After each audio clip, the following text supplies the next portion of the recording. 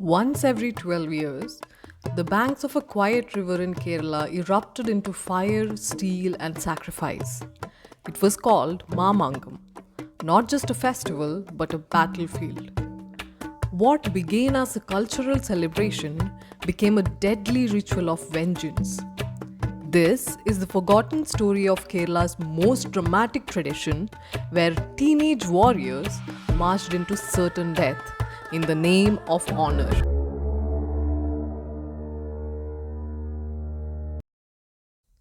Mamangam was first celebrated in Tirunavaya, a sacred town on the banks of the Bharatapura River, also known as River Nila, the river of Bharata. This river, rich with myth and memory, was the lifeline of Kerala's cultural soul. The name Mamangam comes from Maha, meaning great, and Magha, the lunar month it was held in. Literally, the Great Magha Festival.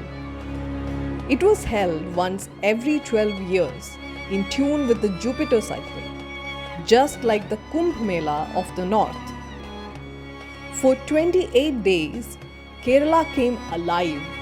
Rulers, traders, scholars, artists, and pilgrims from everywhere made their way over to the south of India at the Tirunavaya temple. It wasn't just a festival, it was a spectacle.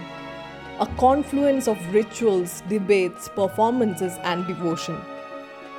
Mamangam, they said, was one of the greatest festivals in the world.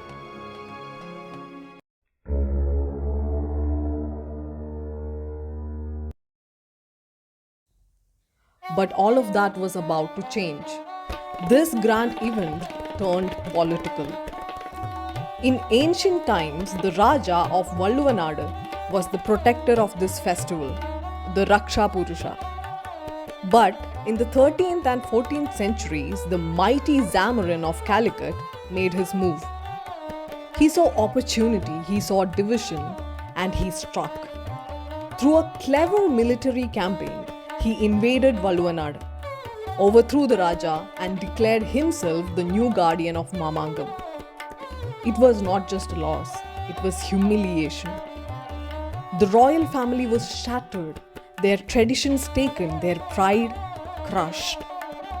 But their warriors, they did not give up. They made a vow, a blood oath, to avenge their fallen princess.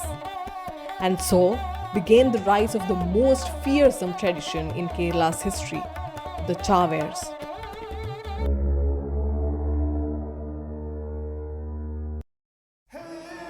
The Chavers, or suicide warriors, were young men, sometimes just 16 years old. They belonged to Kerala's elite Nayar clans of Valluvanadu. Their mission? Kill the Zamarin or die trying. They were not ordinary soldiers. They were masters of Kalaripayattu, one of the oldest martial arts in the world. Born in Kerala over 3000 years ago, Kalaripayattu is a sacred discipline, a blend of swordplay, unarmed combat, pressure point strikes, acrobatic leaps, and even healing techniques. A Kalari warrior flows like water and strikes like thunder. They were agile, focused, lethal. Each Chaver trained from childhood. This wasn't war, it was destiny. Before every Mamangam, they were blessed by family, smeared in ash, draped in garlands, ready for sacrifice. In 1755, a brave 16-year-old warrior, Pudumana Kandar Menon, charged through the Zamarin's elite guards. He came within inches of striking down the king, but he fell, and his name became immortal.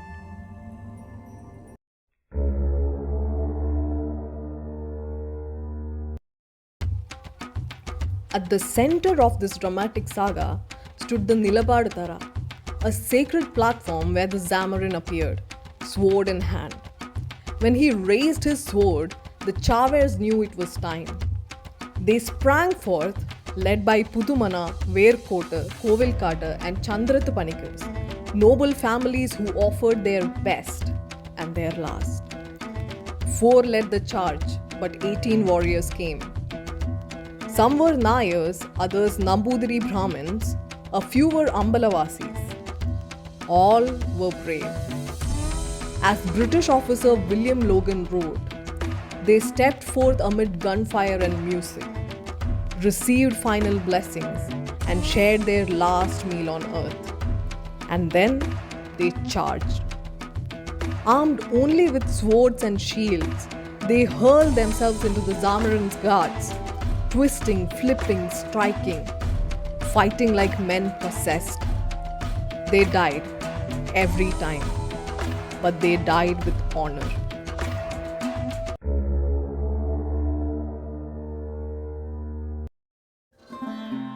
With each Mamangam, these suicidal assaults became the highlight of the event, overshadowing the rituals, eclipsing the ceremonies. People came not for prayer, but to witness history written in blood. But in 1776, the curtain finally fell. Hyder Ali of Mysore invaded Kozhikode. The Zamorin's reign crumbled, and with it, Mamangam ended. The last known Mamangam was in 1755, marked by the tragic bravery of a teenage boy whose blade almost changed history.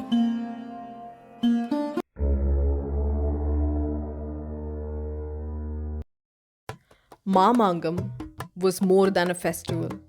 It was a coalition of faith and politics, ritual and rebellion.